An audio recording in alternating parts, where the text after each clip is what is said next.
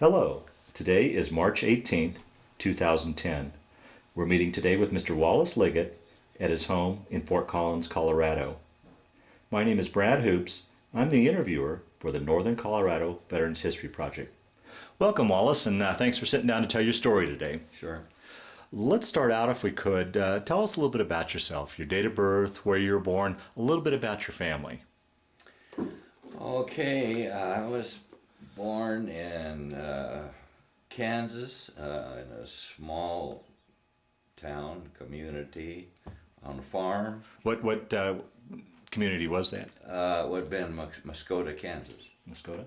Yeah, and January 12, 1926, I was born in the house, on the farmhouse, and we had the country doctor come in, and I lived there on the farm with my parents, and I had an older sister, and we moved to town during the Depression. My father got a job in a factory, and Do you have much recollection of the Depression at all yourself? Yes, yeah, I do. I do. I remember, when my father was working 10, 20 hours a week, and we lived in a house with 4 bedrooms, and my mother had people come in, boarders, where they had their meals, and they had a room and their meals. And anyway, we managed to survive. My grandparents still lived on the farm at that time, and they had a huge orchard and huge garden, and so we subsisted largely on that, and the few hours my father worked. And it was a small town of Atchison, Kansas, that's where we moved to off the farm. We moved into Atchison. It was, I think, 15,000 or something. And I attended school there and high school there. And I think out of my senior class, there was about 50 males that, when World War II was declared, all went into the service. And of those 50, 6 were killed. Oh, boy. And my best friend was, oh, boy, wow. Like my brother, he was killed at 19. He was shot down over Japan. Wow. Which we'll get to a little later here. Anyway, that was my growing up period in a small town in Kansas. And let me back up before we move on to your story. Right. I know you're more or less in eastern Kansas, but one other major event during that time, I was wondering if you guys had much effect of that, was the Dust Bowl. Did that get that far east? Not quite, but we maybe would get the tail end of it a bit. I have no recollection of it actually inundating our home like in the West. Right. So we really wasn't affected too much by that Dust Bowl. Okay. But the prices for products, I can remember. Well, my grandparents, my mother's parents, lived about a mile from us, and they had Angus cattle, purebred Angus cattle, which they would take to the Royal in Kansas City, and they were winners too. The breed that they had was top-notch Angus, and I can remember my grandfather talking about selling those at 7 cents a pound. Eliminating his cattle, his herd, pretty much at that price. We were all in the same boat, though. Yeah, right. Everyone, there was no really rich people around. Like today, where there's this huge gap between the middle class and the lower middle class and the rich people. That gap was pretty narrow at that time. Yeah. Some farmers had 80 acres, some 160, and I don't know any that had actually 360 acres. And we subsisted pretty much, and my grandfather and my father both farmed with horses, with a team of horses. I'll be darned. Oh yeah, I remember the teams. I remember my father's horses with Doc and Molly. That was the horses we had. So anyway, we moved to town, and I had a teenage life there was good. A lot of friends and Now, do you remember where you were and what you were thinking when you heard about Pearl Harbor? Yes, I do. We were on the farm visiting my father's father, my grandparents on that side, and we heard it on the radio. And I think I was 16 at the time, and we were all shocked at this, and it was hard for us to really imagine what was about to happen, or where we were headed. This we knew we were at war, but what happens now? Yeah. So you no thoughts about what your future was as far as you're a couple years away from. Not really. Yeah. At that time, I Yeah. didn't think too much about it. So I went to work in a mill, and when all the young men left, our city. They just left en masse. Wow. We were drafted. Yeah, right. We were all registered, and you're when you're 18, unless you had a disability or you was the last male on the farm. Mm-hmm. In that case, you were deferred. Exempted. Uh-huh. You were or in rare cases, if you had a job that was essential, you might get a deferment, but everyone else you're going in the service. You're either enlisting or you would be drafted. Yeah. So until you went off, you were juggling school and working in the mill then, or? Yeah, right. Yeah. You could work any place. Everyone needed help. Yeah. And a lot of the people, a lot of the older men, which I think probably 39 might have been the cutoff, 38 or 39 for the draft. And a lot of those people left town and moved to West Coast or someplace where the big industry, big defense factories. And so you were left with the young men and women that were pretty much running the town. I'll be darned. Of course, my father was still working he stayed working at this factory, locomotive, where they built parts for locomotives. And anyway, when I graduated from high school, my best friend and I, we enlisted, and we were both 17 at the time. So you had to get your folks to sign for you, or? Yes. Mm-hmm. And we enlisted at Fort Leavenworth, Kansas, in the Air Force. And we both wanted to be pilots, naturally. Now, had either one of you ever been in an airplane before? No.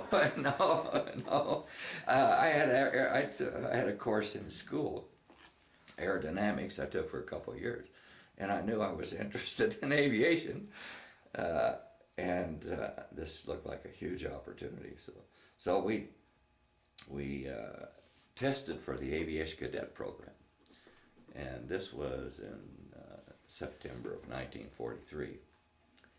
And my friend, who was better academically in school actually than myself, and he failed the test, and I passed the test, which surprised both of us. Yeah. And it was sort of what you would think an IQ test. There was a lot of questions in there about how to figure out things, rather than mathematical or English sort of questions, and it was kind of a common sense test, I guess. Okay. And that must have been the reason I passed, and he didn't. So I went to basic training for pilot training. So that's where you guys split off then? I split off, and he went through basic. I went through cadet basic, and he went through regular Air Force basic. Where did you take off for your cadet basic? I had my cadet basic training in St. Louis, Missouri. Okay. At Jefferson Barracks, in St. Louis, Missouri. And anyway, my friend finished his basic training, and we were corresponding all the time, he and I. And he went to gunnery school and ended up on a B-29 crew. And as I finished my cadet basic, they called our class in and said, all of the flight schools are full. There's no place for you in the program, and this class will be eliminated without prejudice, and we were. And they said, you will have your choice of 3 choices. You can either be a gunner, or a gunner. What they were referring to was a flight engineer gunner, radio operator gunner, or armor gunner. One of the gunners on the B-17s at that time was responsible for all the guns on the B-17. He was the armor gunner. Oh, okay. And the flight engineer gunner, which had the top turret behind the pilot and co-pilot, he was pretty much the engineer he was the specialist on the airplane. He knew the airplane. And the radio operator had a central compartment on the B-17s, and he had the radios, and also had the guns on top. Then there was side guns and ball turret guns, and tail guns. Yeah. So anyway, I was transferred from Jefferson Barracks to Salt Lake City to a replacement classification depot, which they shipped us by train from Missouri to Utah, Salt Lake City, Utah. And at that point, we were each evaluated, and they asked our choice, and then they would tell you, I was sorry, So anyway, I ended up, gunnery schools were full, and I ended up transferring to Dyersburg, Tennessee, to a B-17 training school, actually. We had, must have had 30, 35 B-17s there, and that was the final phase for B-17 crews. They were assembled there, they all got together, they trained together there in our airplanes. So I had some training there on the job training, and they had some formal schools too on engines and airplanes.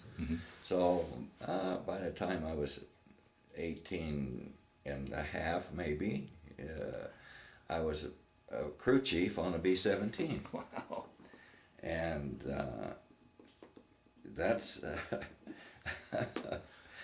and the pilots would come out to my airplane, and they're 21. Yeah.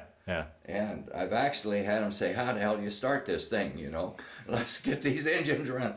It was that we were that inexperienced and youth. I mean, you're 18. Yeah. Well, that begs a question too. I mean, I imagine you were very much like everybody else during that time. You probably didn't travel too far away from home growing up away from that area. No. And now here you're all over the country. Right. How was that experience? Was there any sort of homesickness involved? And how was that adjustment going from civilian life into military life for you? Yeah, we sort of missed that part. I was a farm boy. Yeah. I really small town farm kid. And all of a sudden, you know, I'm in with guys from New York, Sure, right, yeah. California. Seemed like everyone was from Pennsylvania.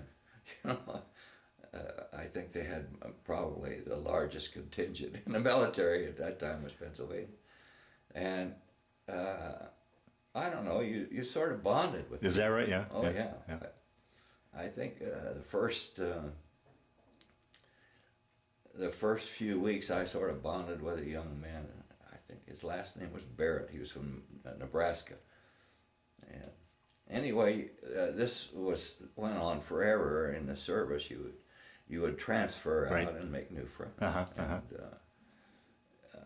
I think probably I still correspond with one or two of my service friends.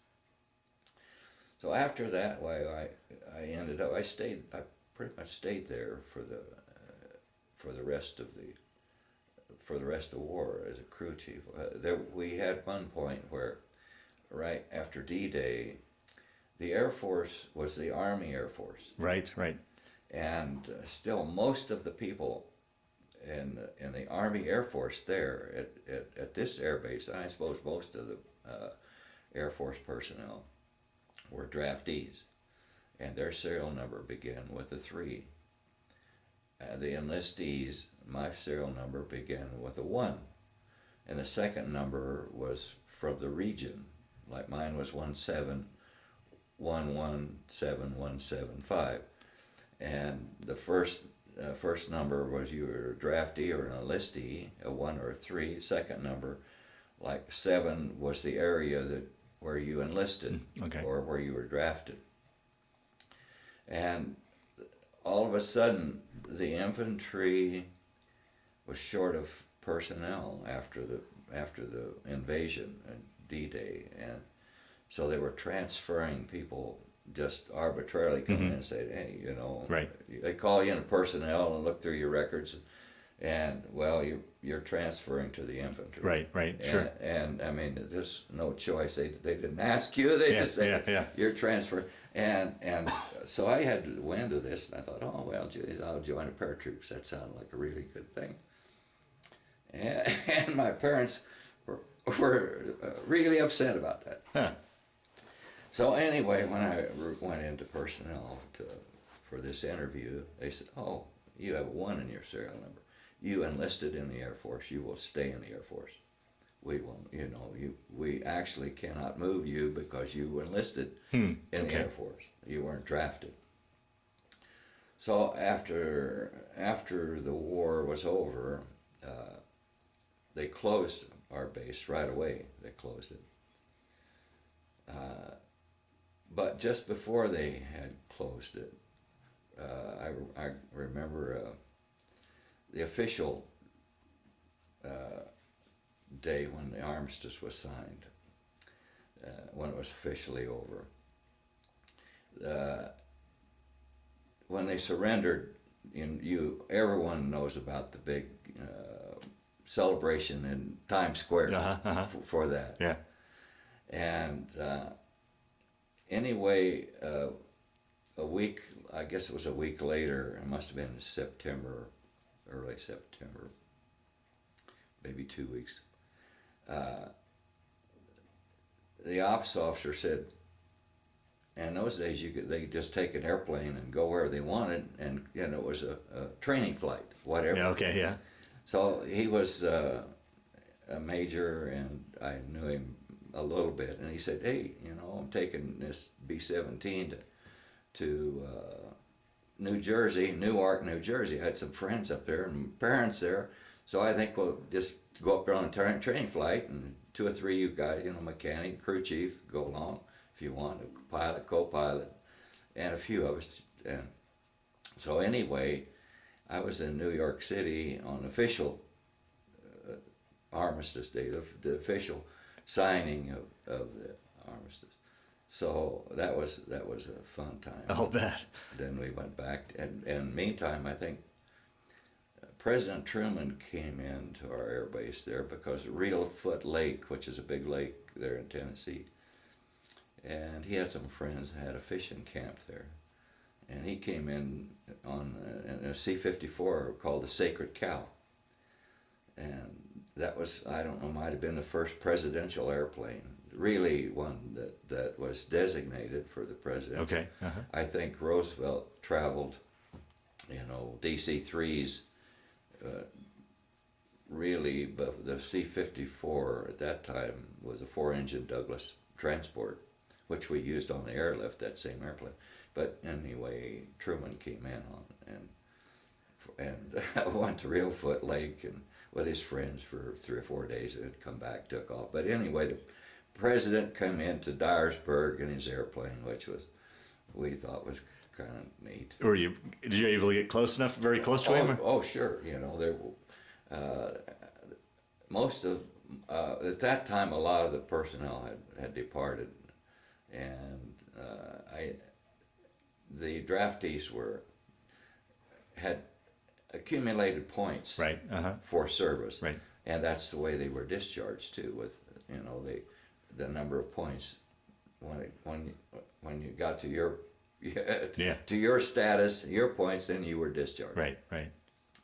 So anyway, they closed Dyersburg, and I went to Shaw Air Force Base, and that was, which is still open today. That Shaw is still active, and they had some F-47s there, and I ended up crew chief on an F-47 fighter for a while. And one day they called me into personnel, and he said, "You're going to New York to insurance school, at the Metropolitan Insurance School. You'll be there for a month." What was happening was all these people were being discharged. They had National Service life insurance, and there were some options that they could use. They could change their policies, and they had different options that they could, where they could use their National Service life insurance. But all of a sudden, there's no insurance experts in the Air Force. We don't have people that can advise all these veterans getting out what to do with their insurance. Right. So this is an emergency thing. Geez, we got to send someone. How are we going to do this? So they went through the records, and they picked out all the people who had been in aviation cadets. Oh boy. That was just that's the way they selected them. How are we going to select who's going to this school? Who's going to become insurance experts? So I had to go to typing school, and I'm in typing school for about a week, and the word is the only way you're getting out of this is die or re-enlist. So you're either going to be an insurance agent, or you're going to die, or you're going to re-enlist. So I got thinking about it, and all of a sudden the Air Force is saying, "Wait, everyone's being discharged. How are we going to run this Air Force with no personnel?" So they started these recruiting programs. So they come around and said, "If you guys will re-enlist, we'll give you this re-enlistment bonus of $300, and then you'll get your mustering out pay." That was $200. Everyone that was discharged from the service, they got $200 mustering out pay, and you can select any base in the United States that's open, that's active, that you would like to transfer to when you re-enlist, or you can select the theater of operations, which we're still occupying. You could go to Germany or Japan, right, and probably some other options. You can have all of that if you will just re-enlist. So I'm thinking, oh gee, I'm 19 years old, and I get the BIGI bill, and I can do 3 years, take my choice, and so I re-enlisted. And I re-enlisted for Fort Leavenworth, back home. Be closer to home, okay. So I transfer back to Fort Leavenworth.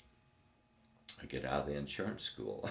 I've often wondered what would have happened, had I become an insurance agent in 1945, where we would have been, where I would have gone. That was right. That was would have been a great career field at that time. Right. You know, pretty much unlimited, really. But I chose to stay in, and I transferred to Fort Leavenworth, Kansas. And that was nice. I was close to the family and home. And I think maybe, let's see, it must have been about October, November, where I re-enlisted. That was in late 1945. I remember Thanksgiving, 1945. We had Thanksgiving dinner at Shaw Air Force Base, and it was all prepared by German POWs.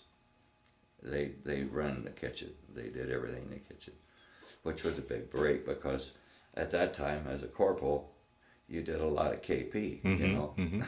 But at Shaw, we had German prisoners of war doing it. They hadn't been repatriated back to Germany yet? Not yet. Okay. No, they hadn't returned to Germany. That was a period. I don't know what that time period must have been. Maybe 6 months or something after the war, from the 1st of September, the end of August, 1945, until. And this was Thanksgiving in 1945, so you know we're talking what 3 months, 2-3 months from the time the war was over. And anyway, that was just a little incident that I've always thought was pretty interesting. How many people had the German POWs in the United States prepare them a meal? Yeah, right. So I think. I was around November, I guess, 1945.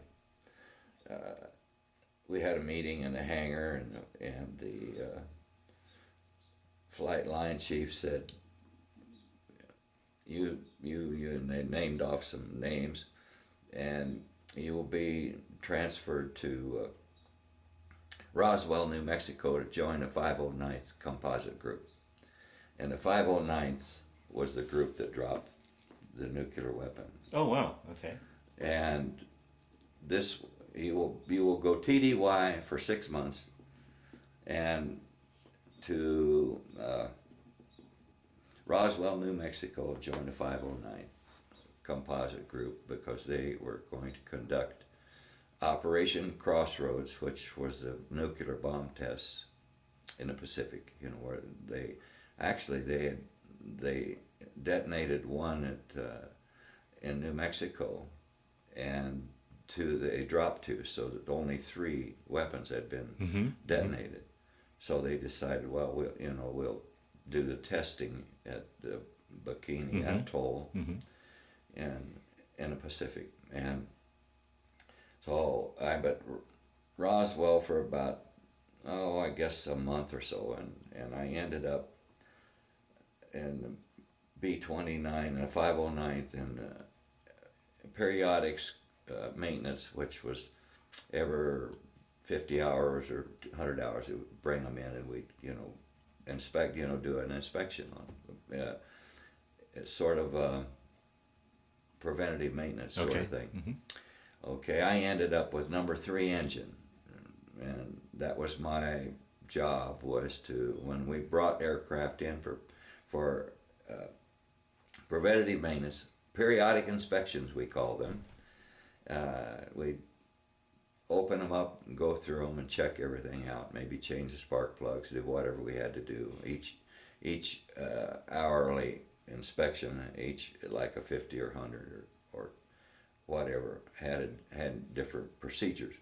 So I ended up with number 3 engine. And then they moved us all to Kwajalein.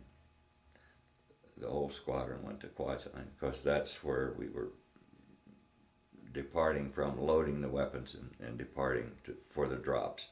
Now, how was that being off in an exotic location in the world? I mean, was that? Oh well, by this time, I'm used to the military. I can't. I'm on holiday. You transferred around a lot. You did a lot of moving. At that time, but no problem adjusting to the climate and such down there. No problem. Not much. they relaxed the dress code so we could run around in shorts and short sleeve shirts and things. So we're conducting Operation Crossroads from here, and the island itself was a half a mile wide and 2 miles long, Kwajalein, and the Navy occupied one end of it, sort of, and we did a lot of softball, and we had outdoor movies and a big screen outdoors we set out there, and then we had a beach, and we do shells, hunt for shells and things like that. And there's not a whole lot to do there, you know. Yeah.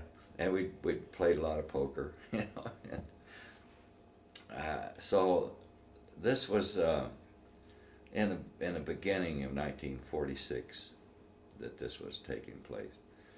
And I stayed there. I think I must have left. I flew over on a C-54. They moved a lot of personnel by air. And when we come back, we boarded a troop ship. Oh boy! Back. How was that trip back? I mean, here's a Kansas Prairie boy. Did you get your sea legs, or how was that trip back? Yeah, fortunately, I didn't have any problems with it. You know, I had no problem. And I don't. We didn't encounter storms. I don't think too much coming back from the Pacific to California, Camp Stoneman. I think probably California. But anyway, in that time period, we had. The Red Cross had some people there, and they always had coffee and donuts and things for us. And I think a few times I stood in line with Paul Tibbets, which was Colonel. Really? Oh yeah, yeah. He was there. We're a small group. Oh, that's true. Yeah, yeah. And all of the heroes of the 509th were there, you know, including the pilot and an Enola Gay. Yeah. And a bombardier and a pilot of the boxcar, which dropped the bomb. The second one? The second bomb. He was there. They were all there. We were all there. And I was just fortunate enough at that point in time to be associated with this elite crew. So anyway, we finished all of our drop tests and all the tests that we were involved in. They did some later, some underwater tests, and so. And I returned to Roswell again, and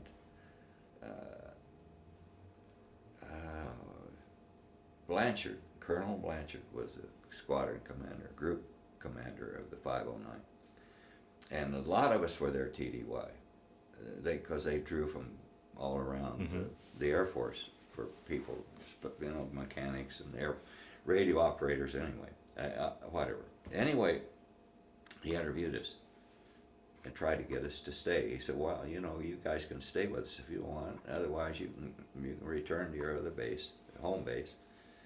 And so I chose to go back to Leavenworth. I could have stayed with the 509th, but I decided to go back. And spent, I guess, the next year and a half there, and ended up being a crew chief on a B-25 at that point for a while, and just associated with a family, and I'll back up just a moment. Oh, you bet, yeah.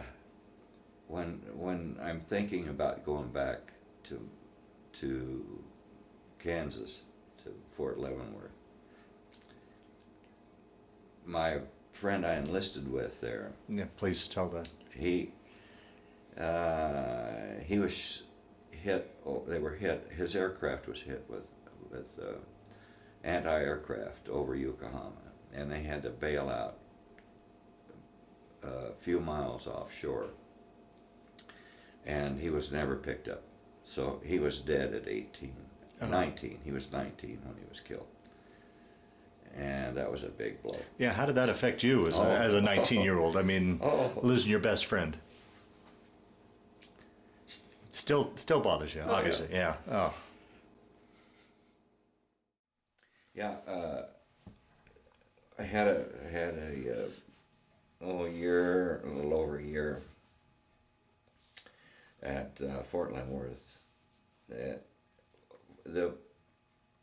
The air base at Fort Leavenworth was called Sherman Air Force Base, and it was connected to the Fort Leavenworth, and Fort Leavenworth was the Command and General Staff School, where field grade officers got their final training. And a lot of them were, the Air Force people also attended that school. And they were almost all of them were pilots, and they needed to stay proficient. So they had to get so many hours per month, and so many landings, so many takeoffs, so much instrument time. And this was accomplished with our few airplanes that we had, some medium bombers, some fighters, some training planes were all at Fort Leavenworth, or at Sherman Air Force Base. Mm-hmm. So after let's see, it must have been no, I'm a little out of phase here. That's okay. After I returned from Operation Crossroads, which was probably about August 1946, August 46, we returned to Crossroads. In October, here again, the old line chief, I can remember him vividly, his name was Freshwater. Tough old master sergeant. Anyway, at roll call he said, I need a volunteer, qualified crew chief for AT-6 for operations American Republic Project, South America. You will be crew C, an AT-6, which we're just giving to the South American countries. We had all these surplus airplanes, nothing to do with them. Was AT-6 a trainer? Yeah, a trainer. Okay. So I said, well, that sounds like a good deal. I'm single, you know, so you will go TDY again. And it turns out that after I volunteered for that, I went to San Antonio, Kelly Air Force Base, and joined a small group of pilots and mechanics. We had 8 AT-6s, and we were to take them to Montevideo, Uruguay. Wow. And a lot of it was over it was over Central America, flying over Central and South America in a single engine airplane. And we needed to extend the range of the fuel, you know, our fuel, our flying hours, you know. So we took P-40 belly tanks, the little drop tank, and hung it on to the T-6s. That give us an extra hour and a half or 2 hours fuel. So we departed, and that they said, you know, I was mechanic, still mechanic, and they said, well, would you like to go in the back seat of a T-6?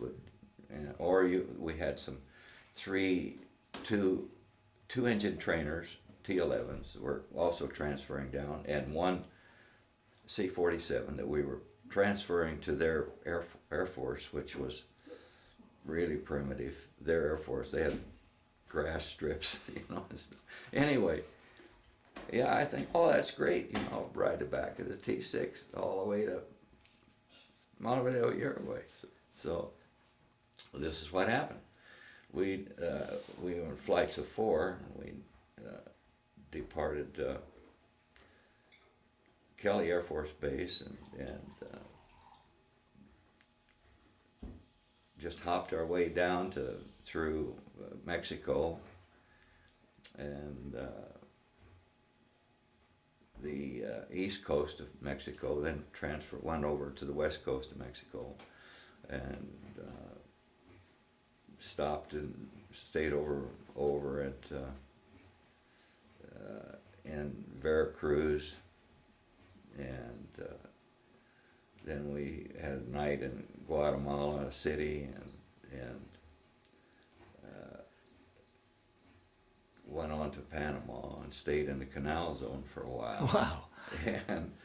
And I think we're in the canal zone for maybe 3 or 4 weeks. Then we Then we went on down to Barranquilla, Colombia, and all along French Guiana, British Guiana, and down the east coast.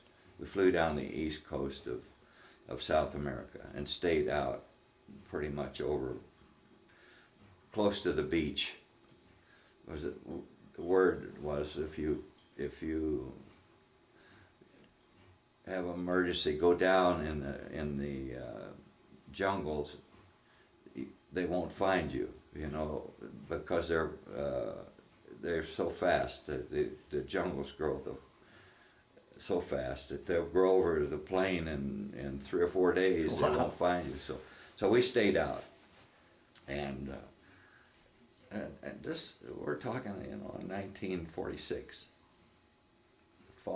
late fall of 1946, and at the end of the war, a lot of the aircraft come back from Dakar, Africa, to Natal, Brazil, which was the shortest distance across the Atlantic. Mm-hmm. And we set up emergency landing strips ever so often, and they were manned by about 50 people, and they were U.S. Air Force personnel that manned these bases, and we had a fuel supply. They had quarters and messing facilities and facilities for people to stop, refuel, and get crew rest on the way back. So we used those bases along the way. And one place in particular that we stayed, I took fuel from 50-gallon barrels and put it in through a funnel. That's the way and a hand pump and chamois to take the, that's the way I refueled them. So and I got acquainted with some Brazilian Air Force people. Anyway, we hopped our way down and stayed in Rio for a couple of days, and finally ended up in an air base outside of Montevideo, small air base, I said, with a grass strip, and this is the Uruguayan Air Force guys, and I think they still had some biplanes. So our mission was to stay there and train their crew, their pilots and their maintenance people, and maintain the airplanes ourselves until such time as they could take over. And we had headquarters on the base, on that base for a little while. Then we moved to downtown and just off the beach, and we had an apartment. Two other guys and I. We all ended up with about 3 or 4 guys in apartments, and we were on the beach there for, I don't know, 8, 10 months in an apartment, and I think we were getting $7 a day per diem and overseas pay and flying pay. So even as a corporal, I was doing pretty well. So 3 of us lived on the beach there for a while, and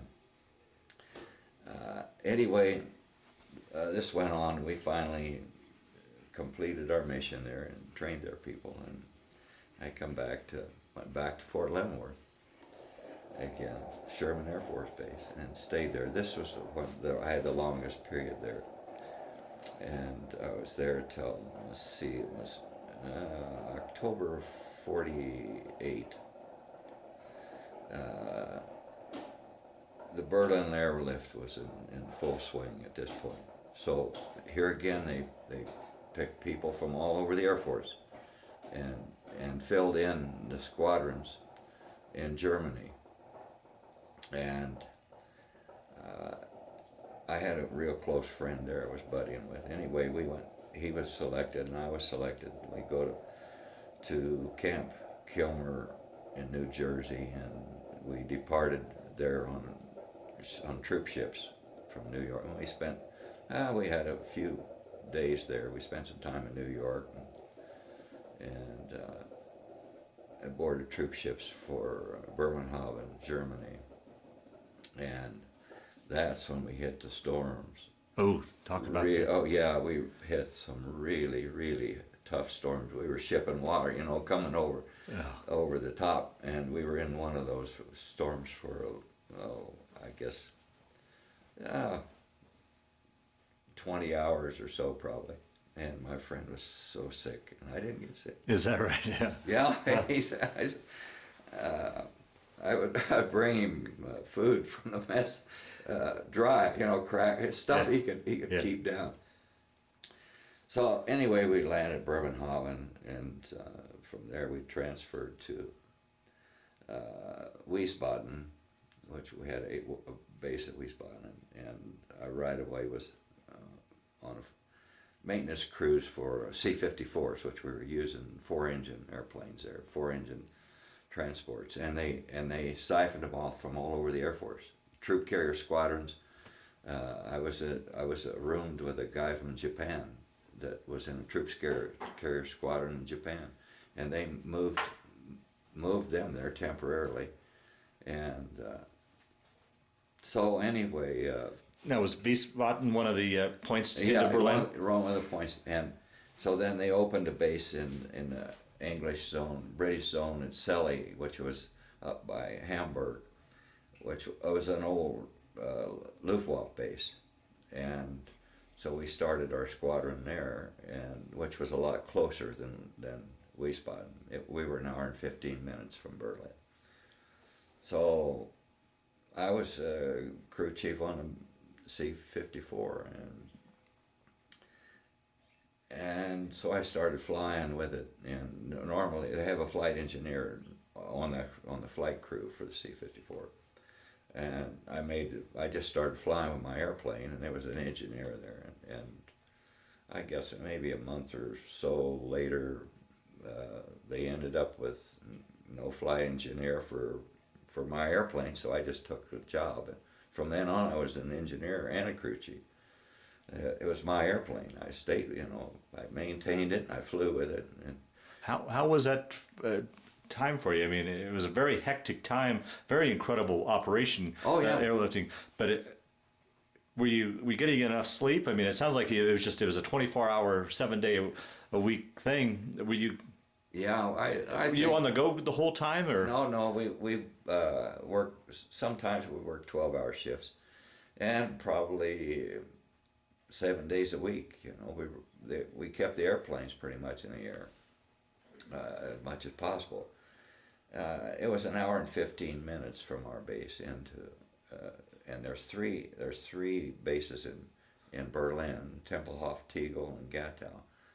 One was in the American zone and a British zone and a French zone, and we were going into Gatow, which was in the French zone. So from that time on, we did, I think, maybe spend a little time having beers in a BX or someplace, but most of the time it was work. Yeah, you know, you were either working or sleeping, and I don't know, we just got into it.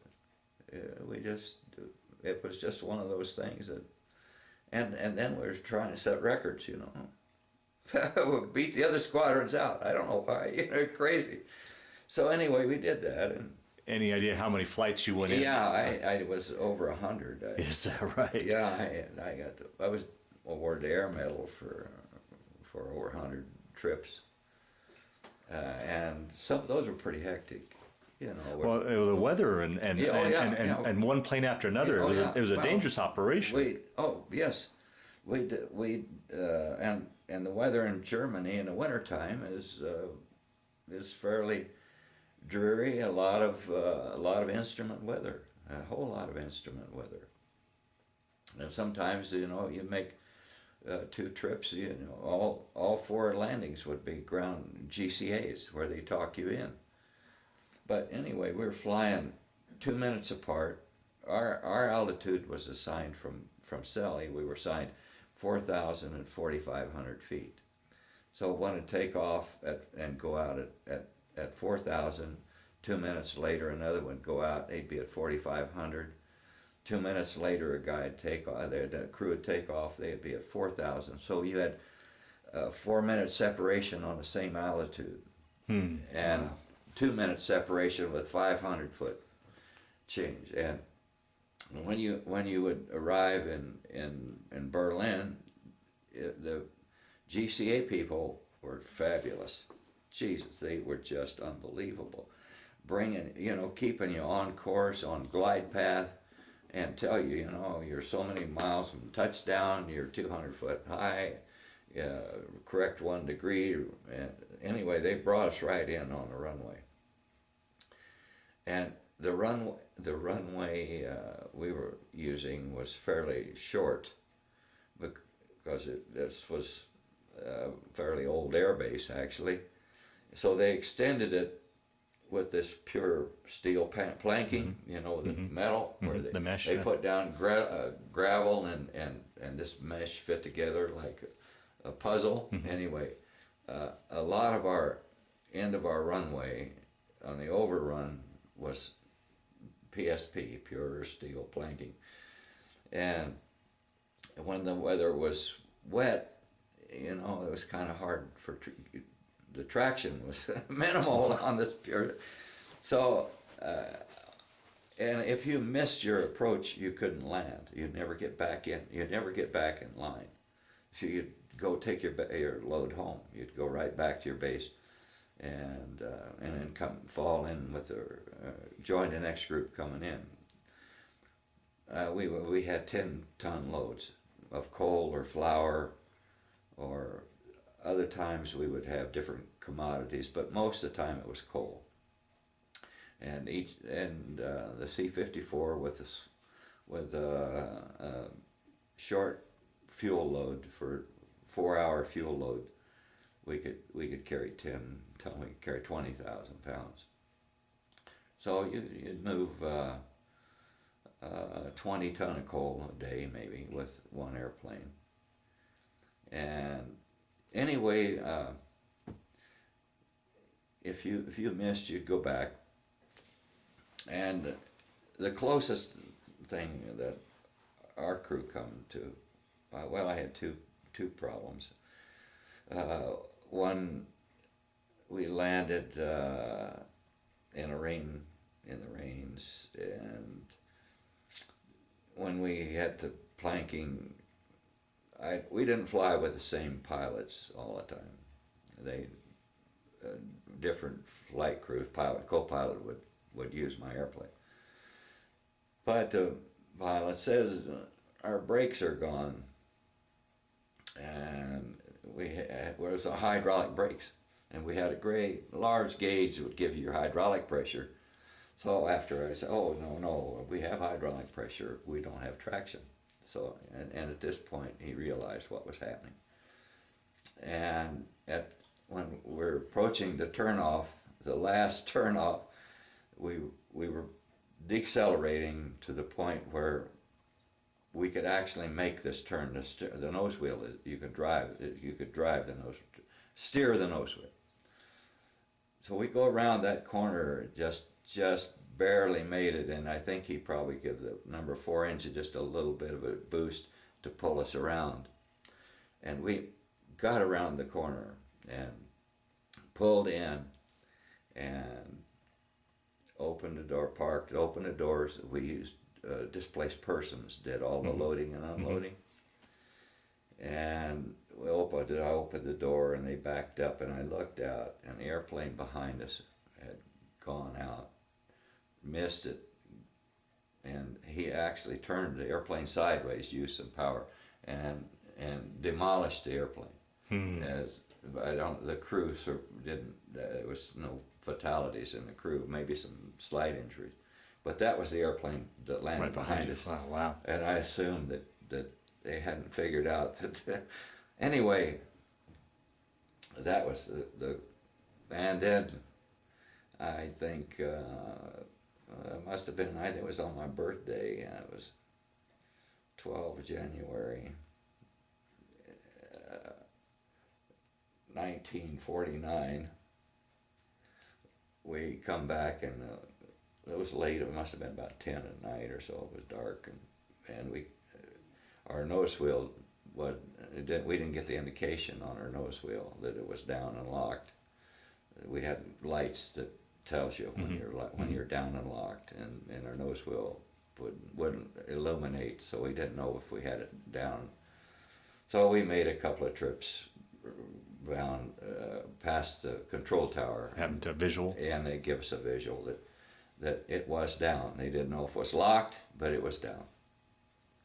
So anyway, we come back and landed, and it was down and locked. It turns out that switch, we had a faulty indicator switch. Now it would be a sensor, I guess, but then it was a switch.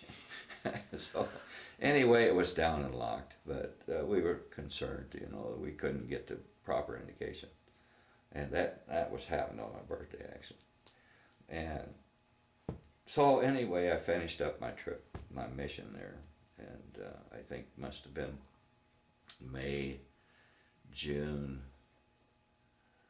of 49. We come back on a troop ship from Bremerhaven and back to Camp Kilmer. And I had a week, I think, left on my enlistment. And I said, oh, hey, I'm finished. You know, this is it. I think I'll get out really and go back to school, you know, find something to do, go back to Kansas. And in the meantime, I met this lady. Describe that. Oh, I was home in Atchison. She lived in Atchison too. Oh, okay. She graduated from the same school I did, only a little later on. I graduated in 43, and she graduated in what, 40, what, huh? 48. 48. Did you know her before you went off to the service? Or? No, I met her when I was stationed there. Oh, okay. And I'd go home on the weekends. Okay. Anyway, I thought, well, I'll get out. I'm finished, so I'd gone, I think, to the BX, and I come back, and there was a note on my pillow to report to. I was staff sergeant by this time. I'd been promoted a couple times. And there was a note to report to personnel, so I go to personnel, and they said, hey, you know, you better stay in. We want you staying. I said, no, I'm getting out. That's it. I'm out. And he said, listen, I got a really good deal for you, you know, if you want to stay. And I said, the only thing that you could interest me in is the flight engineer school at Chanute, B-29 flight engineer school. Just what I got. He said, just what I have in mind. So anyway, I re-enlisted and went to flight engineer school at Chanute. Now, had you and Julie gotten married at this point? No, we were just corresponding. Okay, you had no indication that maybe this is who you were going to marry, or you weren't engaged or anything? No, I bought a little 46 Ford, and at this point in time I was an NCO, you know, and so I could have this car. So I used to drive, when we'd get a break, I'd drive back to Atchison and see her, you know. Okay. And I don't know, were we corresponding? And anyway, it was a 6-month intensive course at a flight engineer school. It was, you know, at that time, they were working with cruise control on B-29s, because this was our primary bomber. So we wanted to haul a maximum bomb load. So to haul a maximum bomb load, we had to travel with the minimum amount of fuel, just what we needed. So this required calculations of altitude, temperature, humidity, horsepower, slide rule, all kinds of engineering problems, also for landings and takeoffs, for to see if you could actually get off the ground with that load. So this was an intensive course, this flight engineer school, and a lot of people had problems with it, and Well, now what initially attracted you to it when you said because I don't know. Well, I had been a flight engineer on C-54s, but okay. but the B-29 had an engineer station, and they were actually commissioned at one time. Okay. During World War II, they were commissioned, and then now at this point in time, in 1950, they were NCOs. They backed off to NCOs. So anyway, I finished the school, and a lot of people dropped out, and you would pick up members. You start off a class of 15. Maybe there was 8 of us out of the original class that finished in that group, and I don't know. I was in the top of the class. The first 2 guys got to choose their station, their base, the next base, and so I chose Tinker Air Force Base, which was an air material base. It was a squadron that just moved airplanes from one place to another, and my roommate, which I told you that was killed, he didn't get to choose his base. He went to Randolph, went on a combat crew, and was flying missions over Korea. When he was killed. Mm. And the difference between our grade point average, I could have been there. Right. Oh boy. And he could have chosen been in Tinker, but a couple of points on the grade point average. Mm. This goes back to when with my friend that was killed before. Had I not passed the aviation cadet test, or he would have passed, we could have been in this opposite. Yeah. So who knows what fate brings. Right. So anyway, I called her and I said, hey, come on, let's get married, because I knew I was on flying status then. I was going to be on flight crew, so that gives me an extra pay. And so she catches a train, comes to Rantoul, Illinois, and we get buried in the air base. And we transferred to Tinker. You need some coffee? Yeah, and so at that point I'm in this squadron that just moves airplanes. We actually don't have any.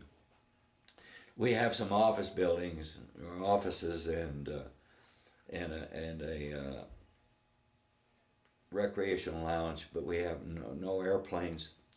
They just call us from, or send us messages from our AMC headquarters at Wright Paddock.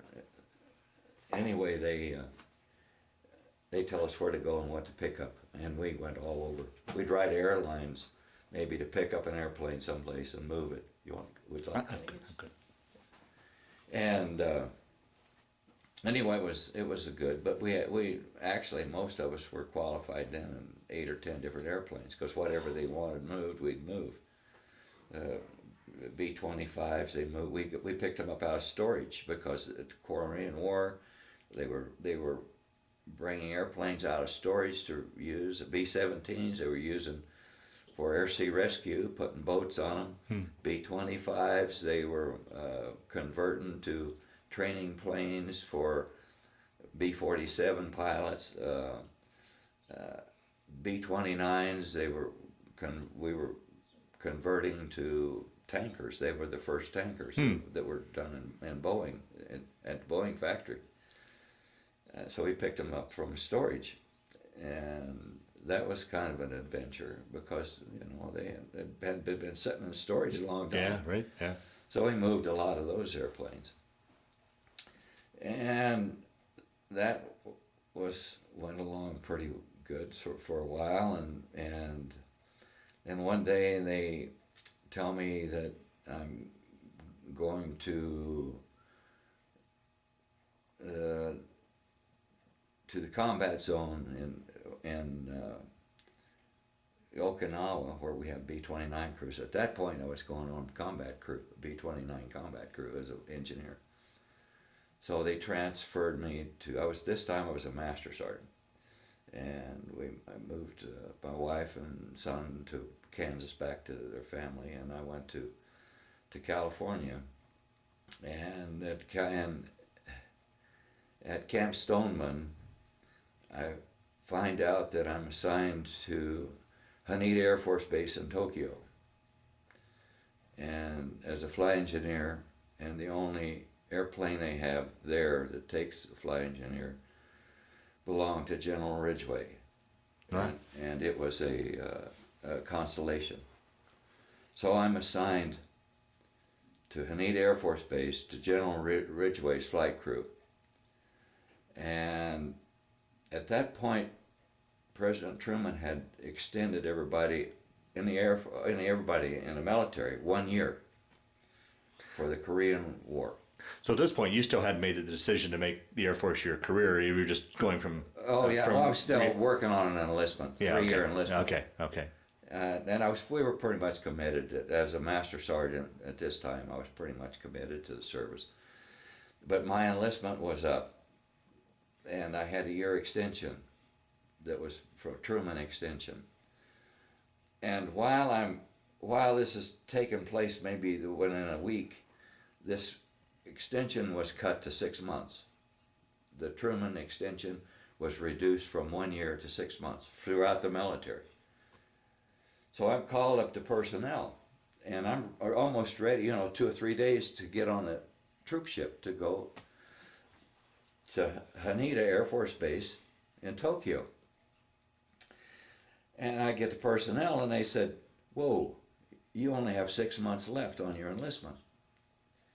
And we're not sending you overseas with 6 months on your enlistment." And I'm thinking, well, geez, if I'm going to be on a general's flight crew, I can get the family over, it's not a bad deal. Mm-hmm. So I said, well, I'll go ahead and extend, or maybe even re-enlist. And they said, we are not in that business. This is people in personnel. They said, we are not in the re-enlistment business. We are in the business of sending replacement people to Asia. So you are going back to your base. So I got on the truck with the people leaving, went down and picked up my whole baggage from the ship, got back on the truck, went back to the base, and got on a train and went back to Oklahoma City to tinker. Okay, so then I bring my wife and son back down to tinker. And after a while, I guess maybe it was 6 months, they can take the ferry squadron and transfer it from Air Materiel Command into the Military Air Transport Command, and moved our squadron to Amarillo, Texas, and increased it, and was become a different operation under the Air Transport Command. And my enlistment is almost up again at this point. And anyway, a friend of mine that had gone through the flight engineer school went to work for TWA. He had $750 a month flying around the world as an engineer on a Connie. Yeah. And he had lesser qualifications than I had.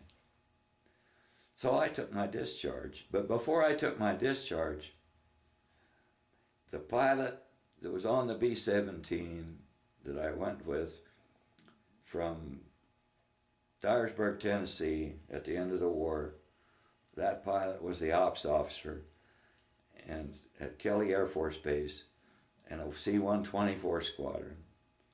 and which was really a flight engineer's airplane. And so I found out, I got a letter from him saying he had a vacancy for me there. If I wanted to re-enlist, I could re-enlist in his squadron. So I had that letter in my possession,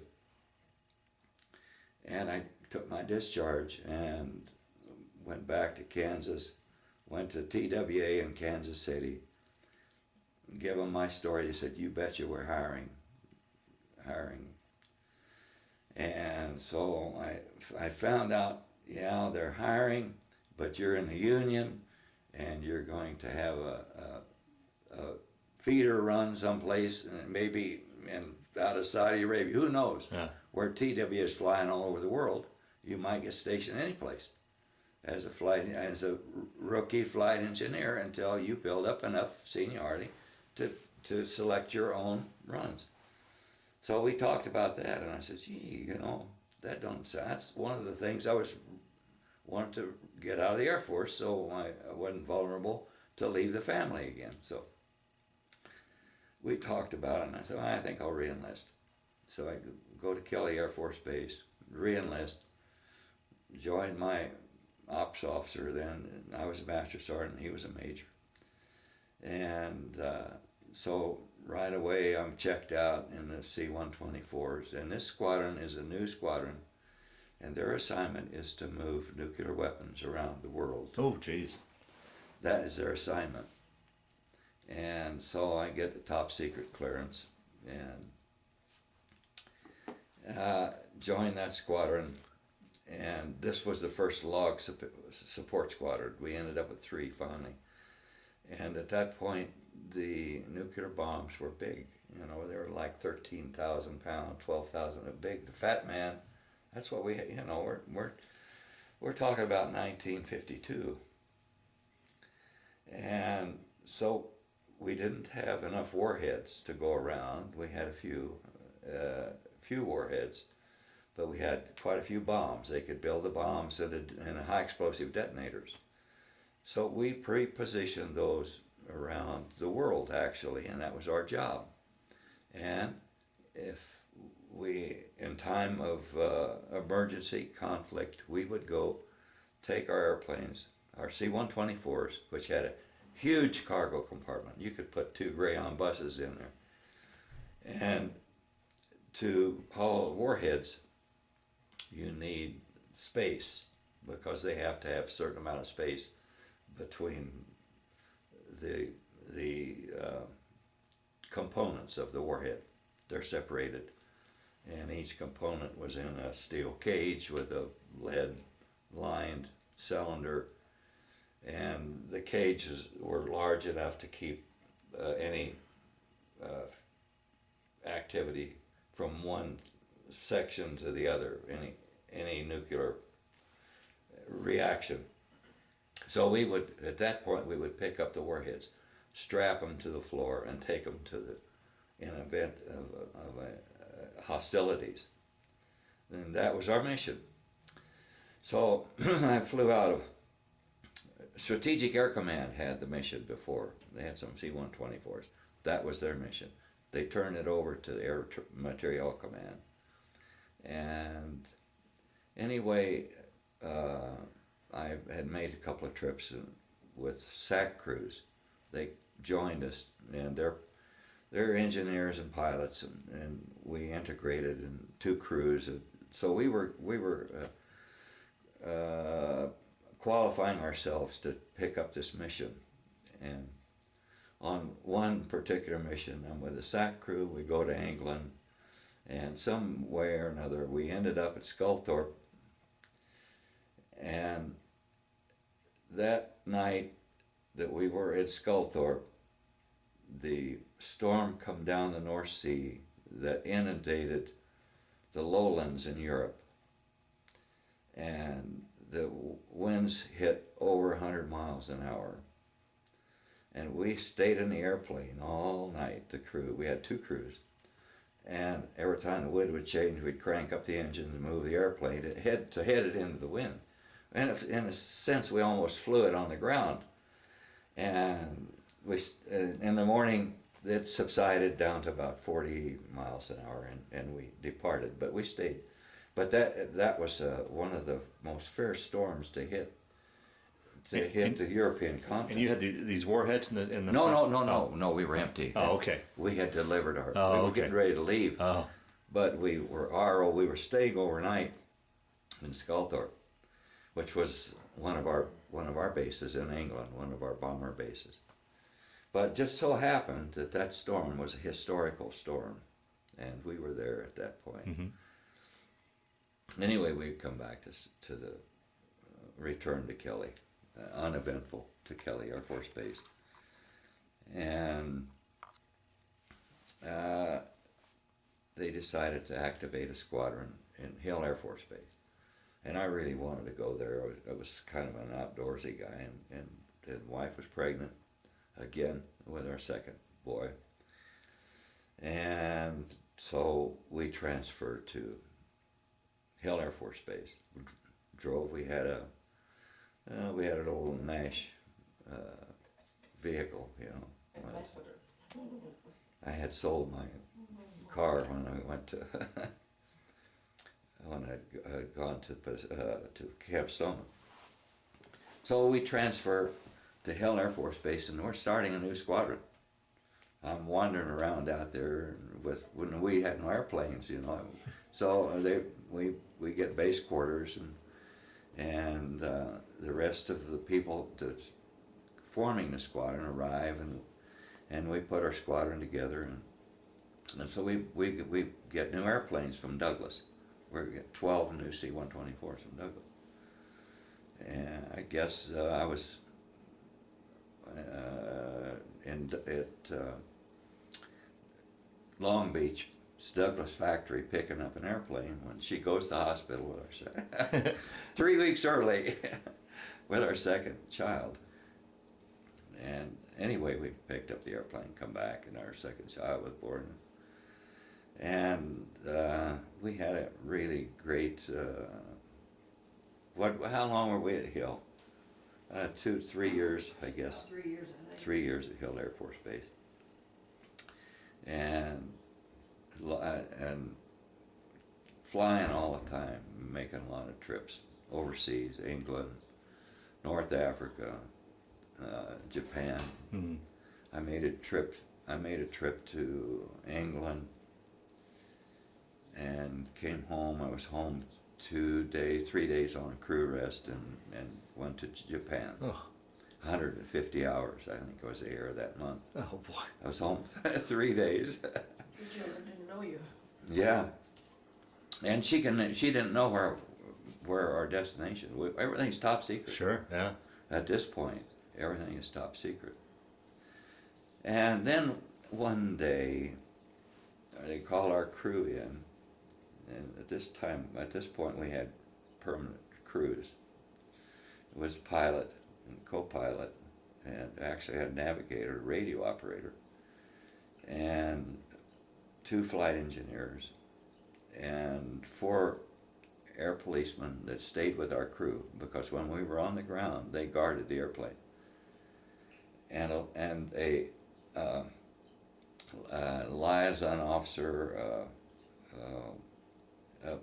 a lieutenant that was in charge of the weapons. If we had weapons aboard, he was in charge. And he had to, his life was connected to the weapon. If the weapon went out, he went with it. That was his thing, never to be separated from this weapon. Hmm. Unless he was, if the air police were guarding it, he could be out. But otherwise, that was his weapon. Hmm. He was responsible for it. So anyway, our crew was called in, and they said, "You're going on have a special mission." And at this time, we're not disclosing any particulars about it. You will be flying locally for the next maybe 4 weeks, and our business as usual. And you are not to mention this to anyone, anytime, to anyone about this. This is it. Your aircraft commander will call you, You will report to the airplane and depart. Just No. like on 24-hour call with no set. Yeah, and no one will know where you are headed. And story is that it's a top secret mission, and meantime we're going to run a second background clearance on each of you.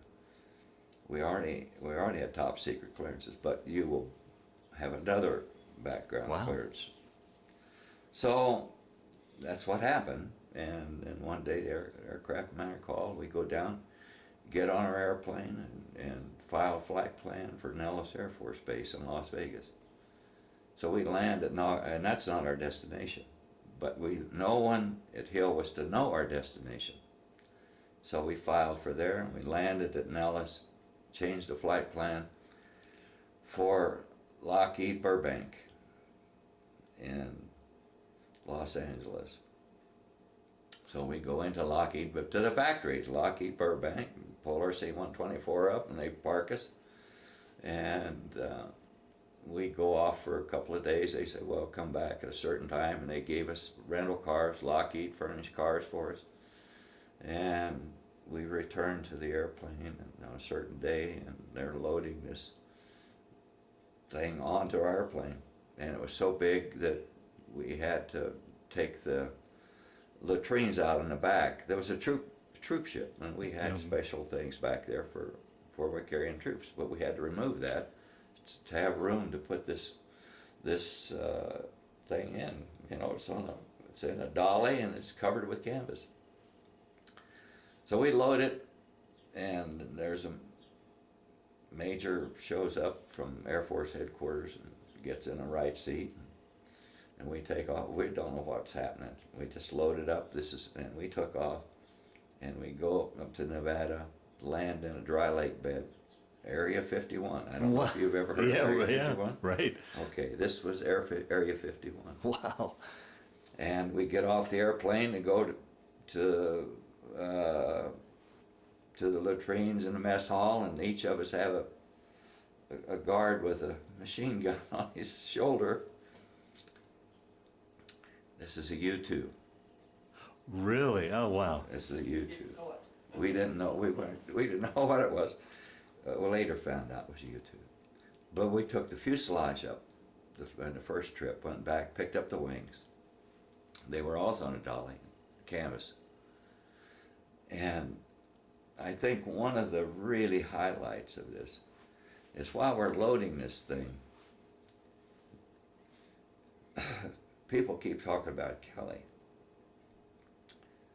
And because he's sort of supervising all this thing, you know, and he's overseeing all of it. So I asked one of these Lockheed guys, who the hell is this Kelly? He said, you don't want to know.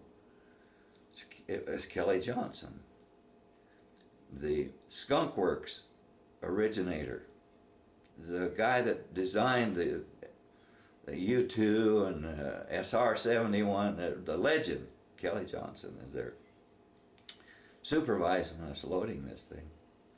That was one of the highlights of the trip. I said, Jesus, Kelly Johnson. So anyway, that was, I guess, the big highlight there at that our station.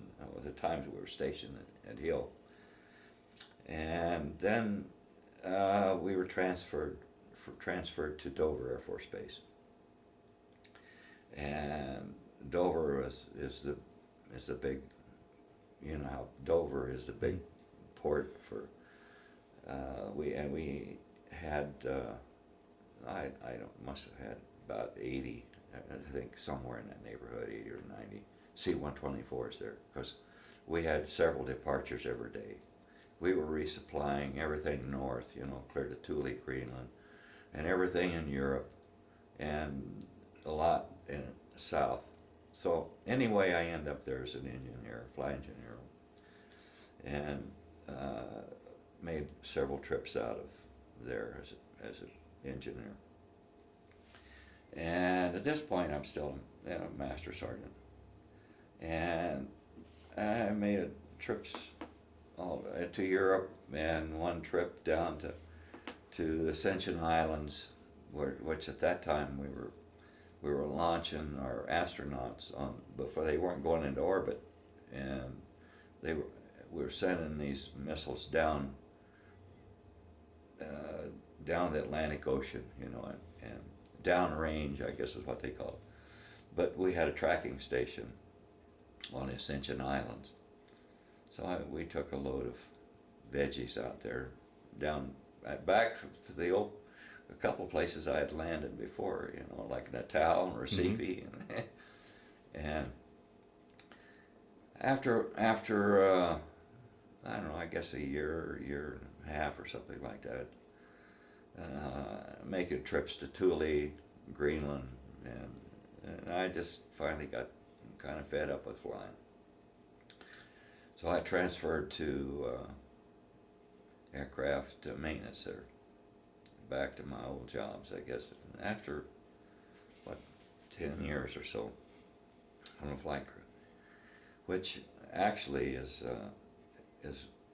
unique in my enlisted career in the Air Force. Half of my time was on a flight crew, and half was in maintenance. So at this point, I was still a master sergeant, and I go into, but I am so tuned in to C-124s after all this time flying those things, and I've encountered a lot of problems. Besides, I could see every system in that airplane in my mind working. Electrical system, hydraulic system. See the gear coming up. See everything. See the generators working. Seeing the voltage regulators. I could see this airplane was. I crawled out in the wing one time on a trip to Thule. Because you could crawl out through the front, leading edge of the wing. You could go right out to the back of the engine and drop the firewall and you right at the engine in flight. You could do that. Huh. And when you had the big generators, they weighed about 50 pounds, and when the bearings would go out on those things occasionally, sometimes they'd overheat and you'd have a problem. So when you'd lose voltage, sometimes maybe we better check this out.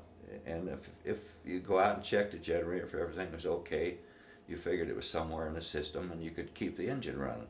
But if the generator is overheating and maybe catch fire, you will actually stop that engine and feather the prop. So I went out one time and checked it on a trip to Thule, you know. Anyway, I was so tuned into that when I joined this periodic maintenance squadron there. They said, well, you pre-dock these airplanes, you go out and check these airplanes before they go in for inspection, and then you can tell us what we need to do to fix it, what we need to look at. So at that point we changed the filters and we did everything, pre-docked it.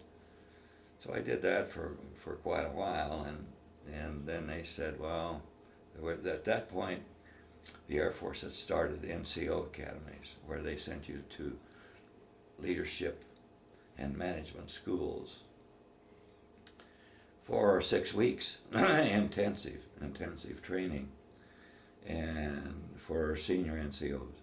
So I attended that school and graduated somewhere in the top of the class and got all kinds of letters. And so at this point in time, they've decided that they're going to eliminate the warrant officers and create the rank of Senior Master Sergeant and Chief Master Sergeant. Pay grade of Chief was higher than a Warrant 2 and less than a Warrant 3. So we're all tested, and I'm still running a pre-doc crew here for the periodic maintenance crews. So we're all tested after I went to school. I come back and at this point they test all the masters, 60,000 master sergeants, and they're going to promote 1,200 to E8, from E7 to E8, 1,200 from 60,000. So we take the test, and there's still a lot of master sergeants are held over. They're still there from World War II. A lot of the old timers, you know, and that were really old time military guys, and a lot of them didn't pass this test. And my boss didn't pass it, the guy I worked for, but I passed, and he said to me, I'm not holding you back because I can't pass a test. So he gave me a lot of big recommendations. So did my maintenance officer. So when the promotions come out, there was eight master sergeants promoted at Dover at that time, and promoted to E8. And my boss was in E7. So there's a problem. Yeah. So the flight line chief was promoted, so I joined. I went over to his place and I worked with him, and just so because the line chief that I worked for was well regarded. As a matter of fact, the colonel that was the maintenance group commander, and he were pretty good friends. He was single and he used to fish and do stuff with this colonel. Anyway, it was traumatic for that group when the line chief of periodic maintenance wasn't promoted. Right. So anyway, after a while, they had a problem in periodic maintenance. They had an accident, and it was negligence on someone's part. So they fired him, and they fired the maintenance officer in that squadron, and appointed a new maintenance officer. And so he approached me and he said, look, you might want to be the new line chief down there. And there was another E8 there too. And the other guy said, no, I don't want it. And I said, I have to take it. So at that point, I become the line chief of the squadron, of the periodic maintenance squadron again, which was actually the heart of a air transport operation. They do the preventative maintenance, and an airplane can only fly 200 hours without an inspection. At that point, it's grounded if you don't do that. So you have to keep those, to keep your flying hours available, you have to keep. Anyway, I took the job, ended up, when the chiefs were promoted, I ended up getting one of the two positions. They promoted two at Dover, and I was one. And actually, the chief of the group flight engineer got the other E8. And that was what was called the charter chiefs that we're talking about here. 600 was promoted out of the 1,200. 600 were promoted December 1, 1959. And so, and I was on that list. I stayed there a year or so. Then we were transferred to Elmendorf. And I walk in, they had 48 jet fighters there. And that was a double squadron actually, but it was in one, just lumped into one. And when I reported in, the chief of maintenance said, you're the new line chief. And I walk in the door, you're the new line chief. And believe me, the line chief is in charge of them. They're his airplane. When they're on the ground, someone is responsible. And it's the flight line chief is responsible for them when they're setting. And the crew chief, all the crew chiefs work for the flight line. Okay. So anyway, I had that job for a while. Well, now, how was there much of an adjustment for you going from propeller to jet? Yes, a lot. Excuse me. There was a lot of adjustment. So when I ended up there was 4 squadrons, and there's a flight chief in each one. The flight chief is in charge of the crew chiefs. He's in charge of 12 each of the flight chiefs has 12 airplanes. And these are directly responsible to the line chief. So when I reported in there, here I'm assigned to 48 jet fighters. So I just talked to these guys and said, hey, look, I figured out how much experience they had, and I said, you know, there's 100 years of jet experience here. And so my job is to help you do your job. And that worked out great.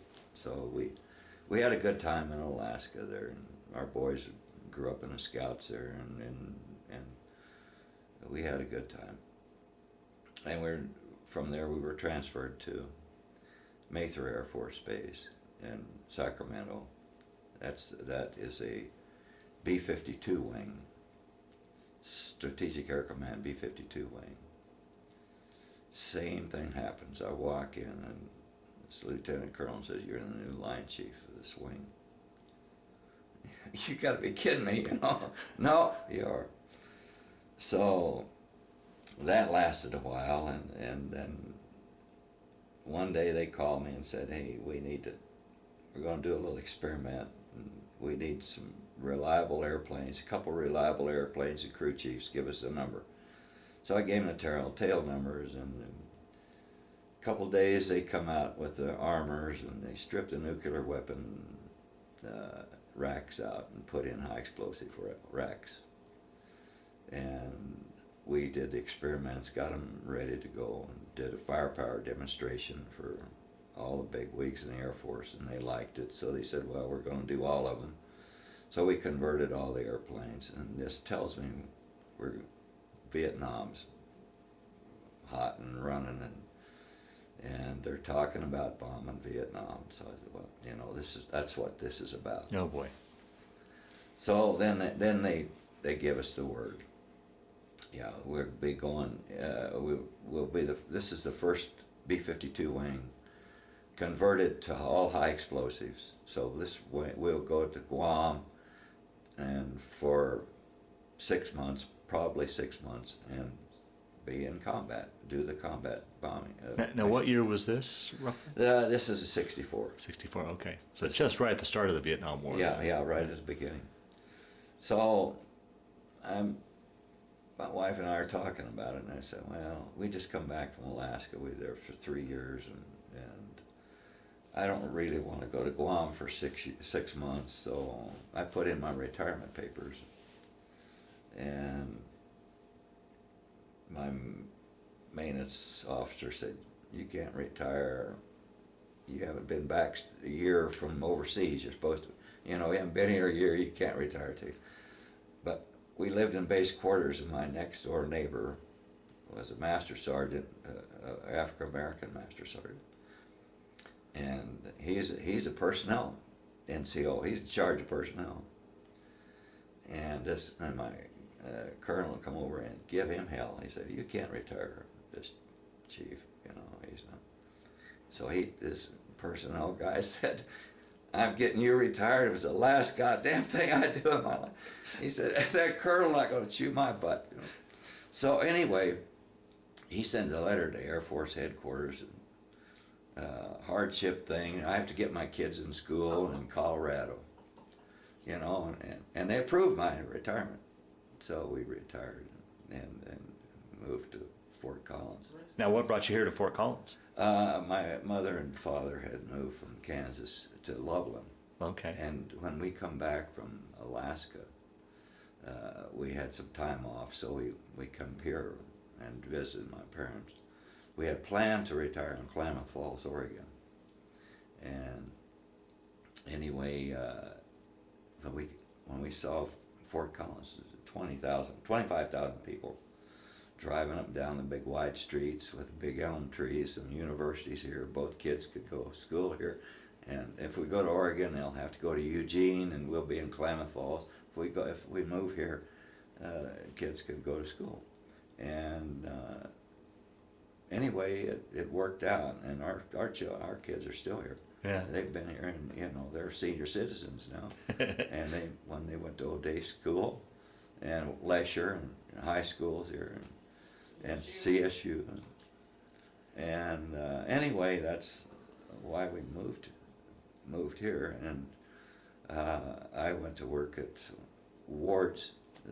We bought a Dynas home on Stanford, corner lot, 2-car garage, all brick house, full basement, corner lot for $18,000 from Boredonis, and they said, "Do you want to sell houses?" I said, "No, I don't." So I figured I'd have to work on holiday, So anyway, Ward's wanted a salesman, so I went over there. And meantime, I had taken a test for the post office and test for a few things, and I didn't know, I wanted to do anything.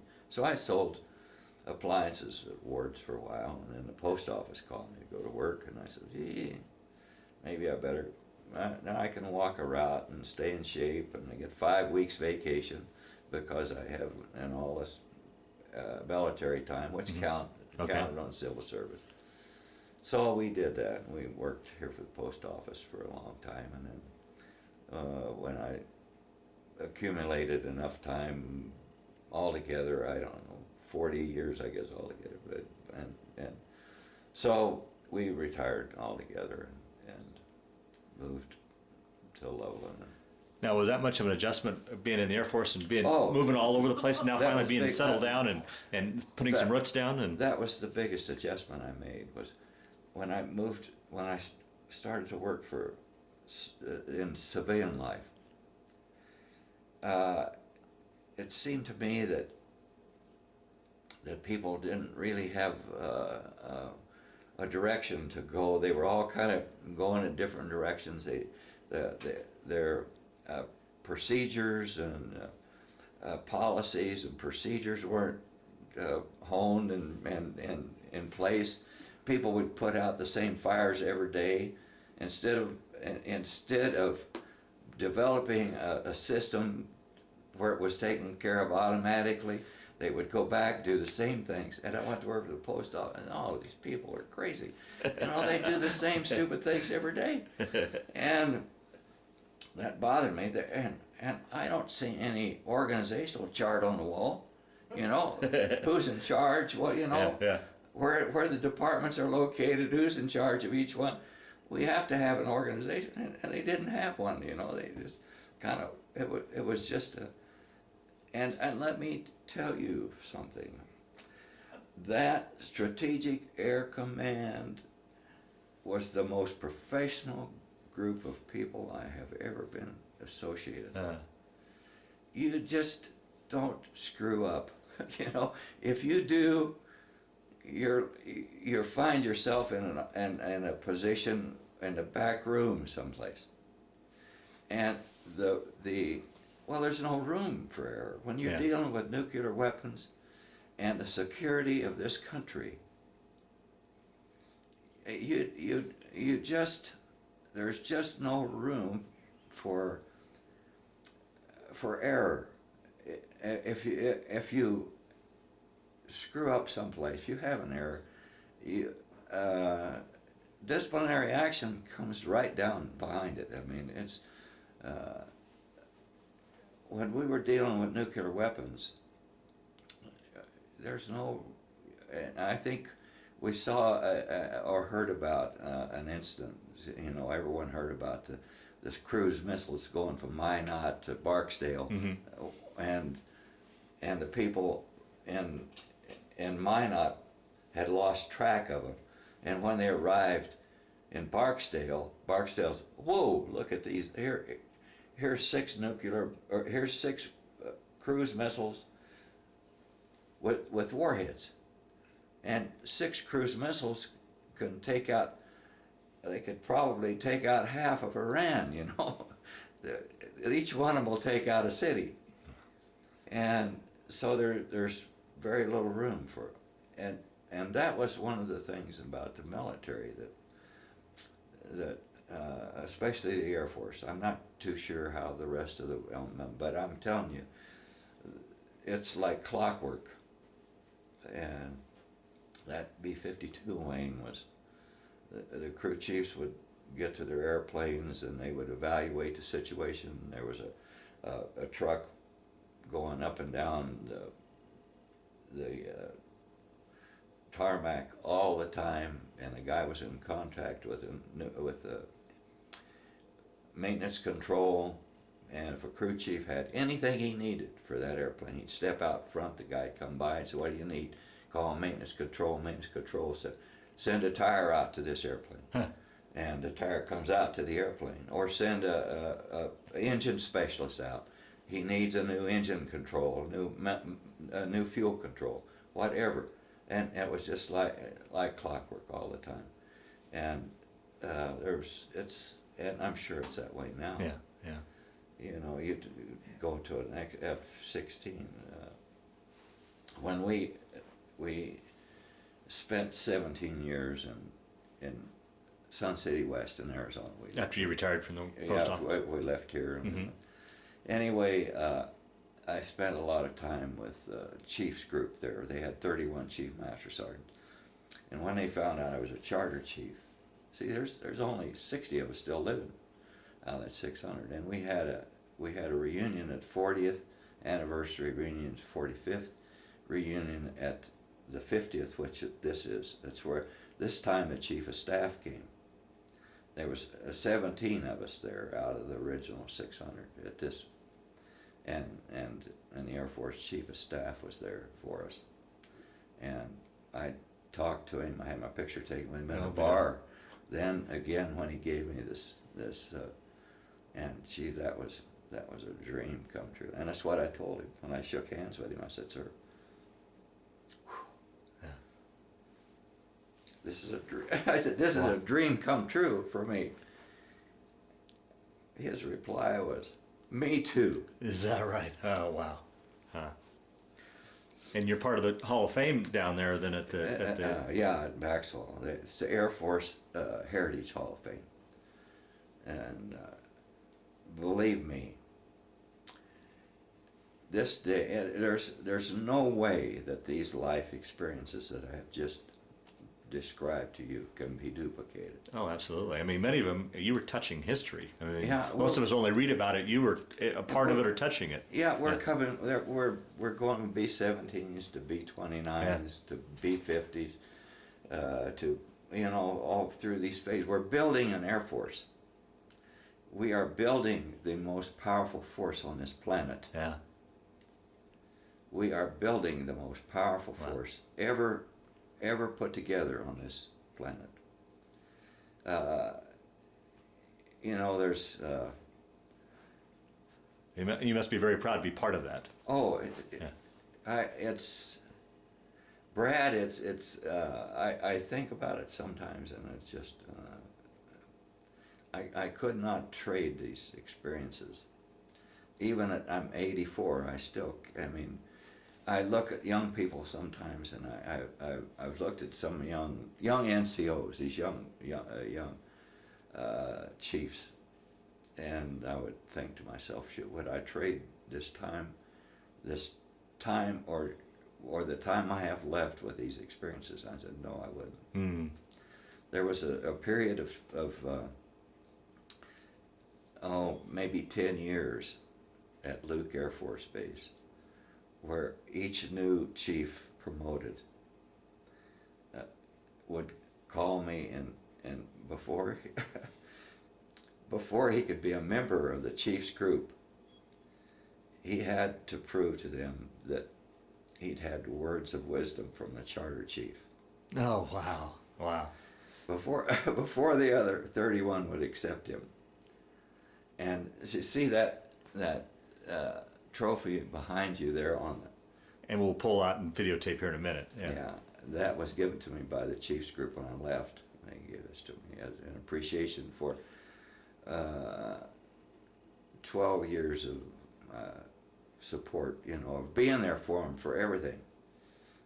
And I met a lot of generals there too. The first time my wife and I was invited, they sat us at a table with 3 full colonels, my wife and I, and we said, "Oh, gee, what are we doing here?" So and then at that affair, the commanding general come over and said, "We're glad you're here." So anyway, that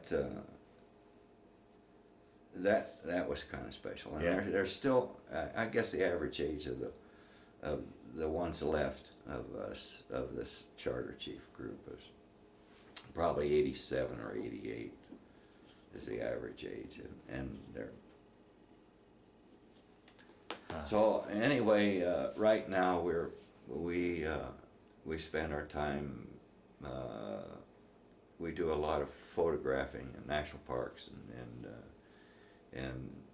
national monuments, and we've had some of our work in the Phoenix that hung in the Phoenix Fine Arts Museum for a while, and we had a image hanging in headquarters of National Park here, and for a while, for a year, we had an image hanging. Up at Rocky Mountain? At Rocky Mountain Park, yeah, we had an image there. So we do a lot of photographing. Oh, wonderful. We have a lot of fun with that, and we're still active in various things. And 2 sons, any grandchildren, great-grandchildren? Yeah, we have two grandchildren. Our granddaughter is with our oldest son, who has in the law firm of Liggett, Williams, and I don't know. Anyway, I can't keep track of all the people they have enough. Anyway, he's had a law firm here for at least 33 years. 33 years. He's been here, and so it's nice to be back with the family. Yeah, sure. Well, we'll start to wind down this interview. Wallace, is there anything that I didn't ask you that you wanted to talk about, or any stories as we've been going through here that have popped in your mind now that you want to talk about, so we make sure we've pretty much rounded off and captured everything as best we could? I think so. Yeah, I think we pretty much covered it. The military career. Which, okay. Again, is we were in the Air Force when it became an Air Force, when it went from an Army Air Force to the U.S. Air Force, and we were also in the Air Force when they desegregated. I think I was in Germany when they desegregated the Air Force. Yeah, that we were around when we really built this. Well, that's what I find amazing. I mean, you were in the thick of Yes. a lot of history. Yes, you know, right. yeah, and how you were part of that history, and Yeah. that's truly amazing. Yeah,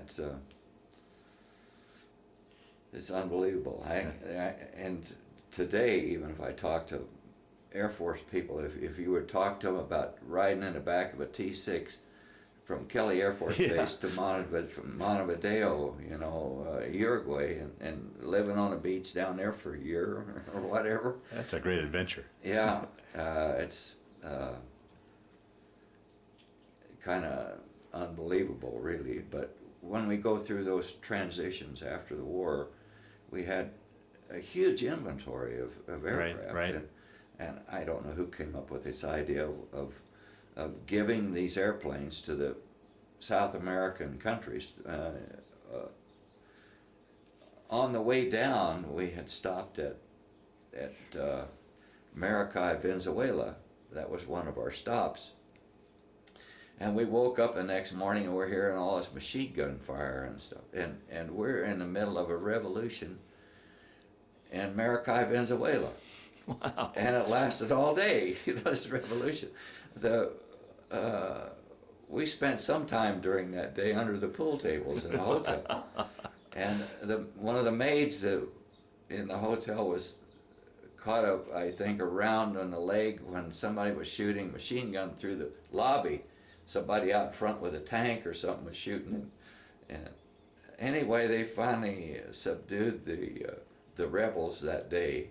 And but we were in the middle of a South America revolution in Venezuela, and they had some bombs they had thrown out the back of an airplane.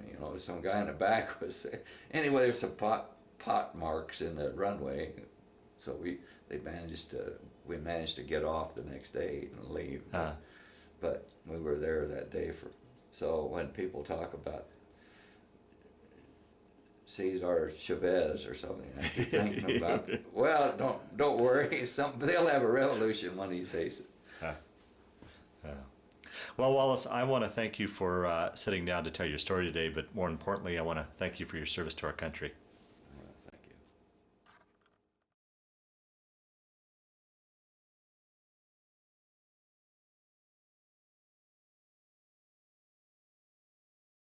And you said this is one of your first pictures, your buck private, Yeah, I was a private and just barely 18, right? yeah.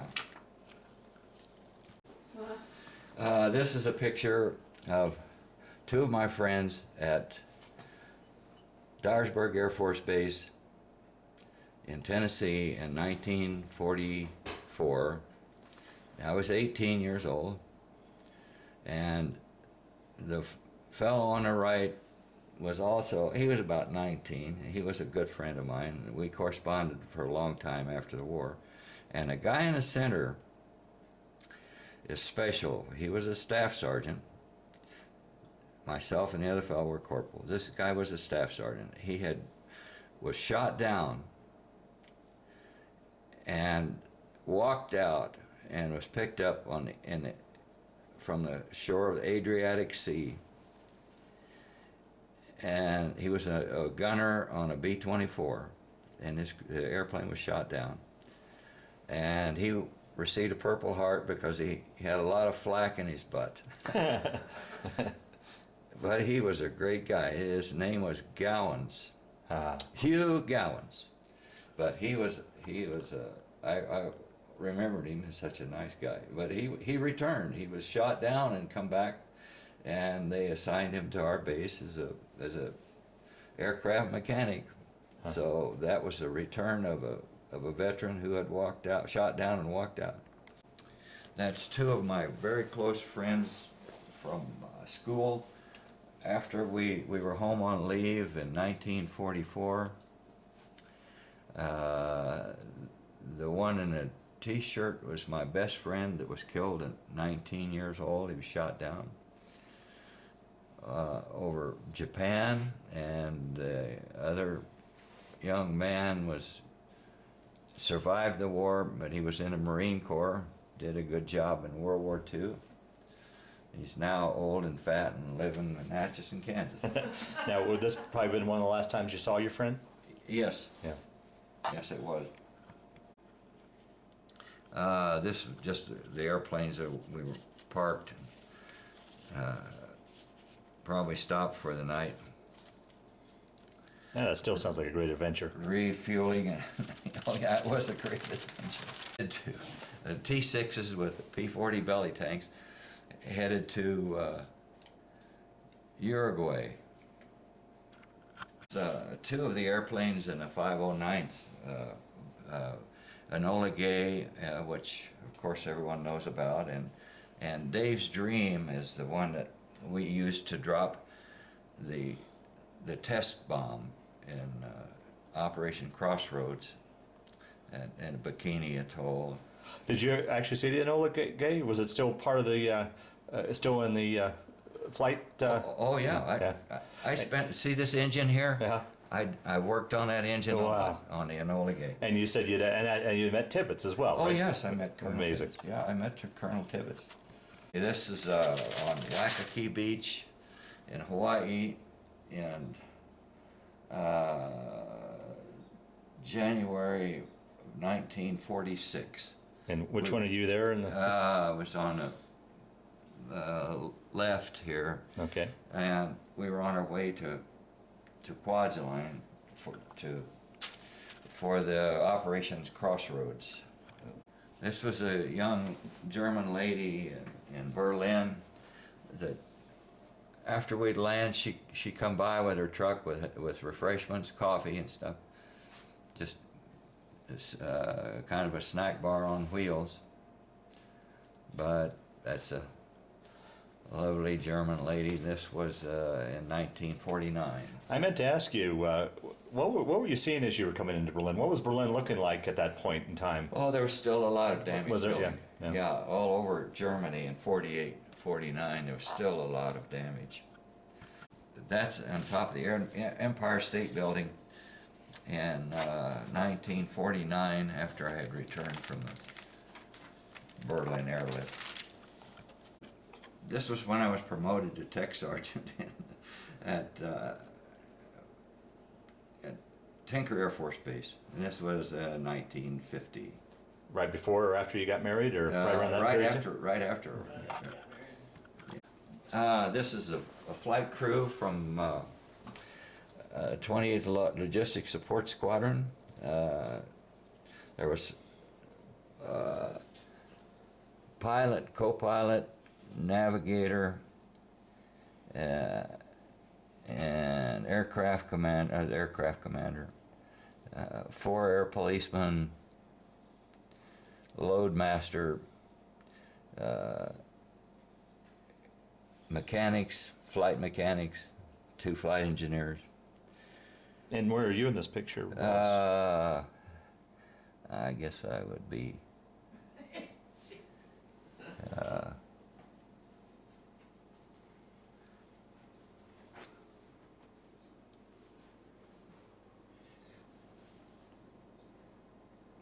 For crying out loud.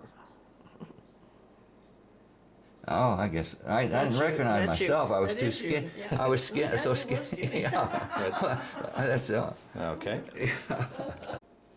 that is Colonel Anderson, who was a maintenance group commander at Dover, Delaware. And this was in 1960. This was after we had just completed an exercises called Big Slam Port-au-Pine, where we moved an army to Puerto Rico, and all of their equipment with the C-124s. Wow. And we needed to generate 13,000 flying hours that month by doing 66 periodic inspections.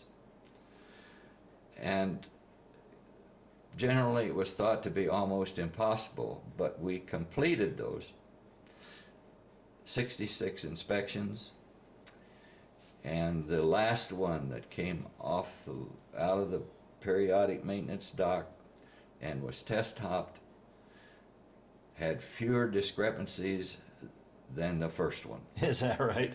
And you're presented an award for that in this picture? Yes, that's and that was an award for the squadron. That was this was the group commander was presenting me with an award to periodic maintenance squadron. That's for all of those people in the background. Okay. And they did the work. Okay, this is a picture in a bar in a casino with General Schwartz, the commander of the Air Force Chief of Staff. Right after the ceremony? This was before the ceremony. Before, okay. There was a sidebar, and we had all this taking place in a casino. They allowed us to use a casino. The casino manager was a real Air Force man, and anyway, he cleared out a bar, one of the sidebars, and said there's no one to be allowed in here except General Schwartz and the charter chiefs. So we each had a chance to talk to him, and this is the point where I said to him, "This is a dream come true for me, sir." And he said, "For me too." Wow, wow. And this is the ceremony where he presented you This is the ceremony where he presented the flag to the charter chiefs. Okay, this was a medal awarded to the charter chiefs at the 45th anniversary, and it indicates that we are members of the Air Force NCO Heritage Hall of Fame at Gunther Air Force Base in Alabama. Now, to clarify or to reiterate again, there were 60,000 of these people, and out of that, 600 of you were... Yeah, 60,000 Master Sergeants. And you were one of 600 to be chosen. Yeah. That's amazing. Yeah, to this pay grade, yes. Okay, this is a flag that was awarded to me at the 50th anniversary of the promotion of the first Chief Master Sergeants in 1 December 1959, and it was awarded to me by the Air Force Chief of Staff, 4-star general, and was very happy with that. And you said this flag flew over the White House, correct? Oh yeah, this flag, the inscription says this flag was flown over the Capitol of the United States in your honor. What?